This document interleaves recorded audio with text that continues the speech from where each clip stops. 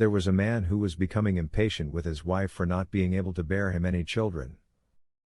At the same time, his wife was becoming increasingly anxious because she was not able to give him the children. Fearing that her husband would one day abandon her, she coaxed him into taking another wife.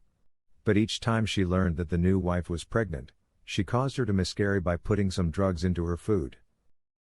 The second wife eventually figured out what was going on, but it was too late to do anything about it and finally died. Before she finally died, however, she swore that she would pay the first wife back for all the suffering she was caused should their paths cross again in future lives. And indeed their paths did cross again. Once they were reborn as a cat and a hen, and another time as a leopardess and a doe. And each time they were after each other's offsprings, creating more and more hatred between themselves. Finally, they were reborn as the daughter of a nobleman and an ogress. One day, the ogress in all her fury was chasing after the nobleman's daughter and her baby.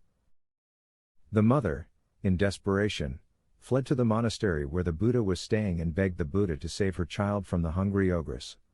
The Buddha, instead, admonished her, as well as the ogress, for the folly of their unabated vengeance.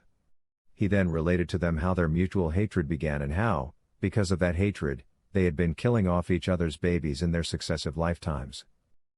He made them realize that hatred only caused more hatred, and that hatred ceased only through goodwill and compassion. The lady and the ogress then felt great remorse for their past actions and asked each other for forgiveness. In that way, after many lifetimes of unbroken rivalry filled with hatred, they finally made peace with each other. Hatred in the world is indeed never appeased by hatred. It is appeased only by loving kindness. This is an ancient law. From Dhammapada Stories by Gambhiro Bhikkhu.